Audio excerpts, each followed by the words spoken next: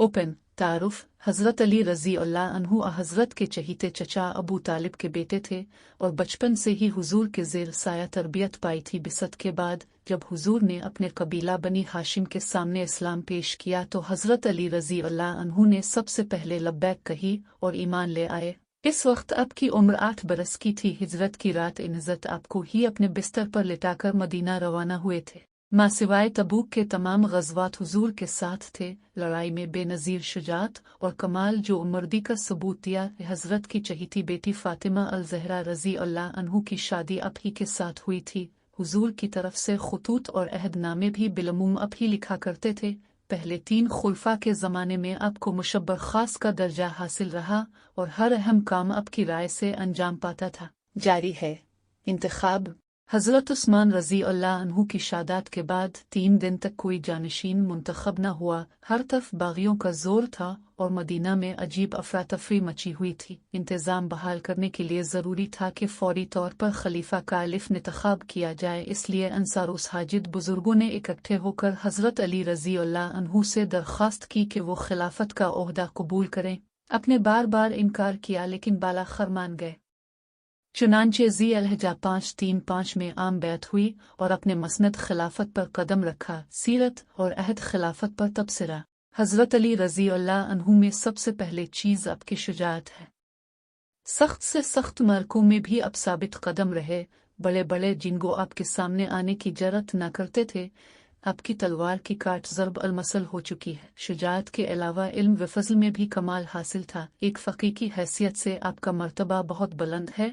आपके खुतबात से कमाल की खुश बयानी और फसाहत टपकती है। हदीस मशहूर है कि हुजूर ने फरमाया, मैं इल्म का शहर और अली रज़ी अल्लाह अन्हु इसका दरवाज़ा है। आपका अहद खिलाफत सारे का सारा खाना जंगियों में गुजरा, इसलिए आपको निज़ाम हुकूमत की इस्लाह के लिए बहुत कम वक्त मिला। ताहम आपसे जहाँ तक मुमकिन हुआ उसे बेहतर बनाने की पूरी कोशिश की। फौजी छौनियों की तादाद में इजाफा किया। सीगा माल में बहुत सी इस्लाहात की जिससे बैत अलमाल की आमदनी बढ़ गई। वो माल के अखलाक की निगरानी खुद करते और एहतिसाब फरमाते। खराज की आमदनी का निहायत सख्ती से हिसाब लेते। ज़िम्मियों के हुकूक का खास ख्याल रखते। अदल और इंसाफ का निंग फारूक के अहद से किसी तरह कम न था। महकसे पुलिस जिसकी बुनियाद हज़रत उमर रज़ी अल्लाह अन्हु ने रखी थी, इसकी तकमील भी हज़रत अली रज़ी अल्लाह अन्हु के ज़माने में हुई और एक बाकायदा पुलिस के दस्ता का क़याम अमल में आया जिसे शर्ताहा कहते थे।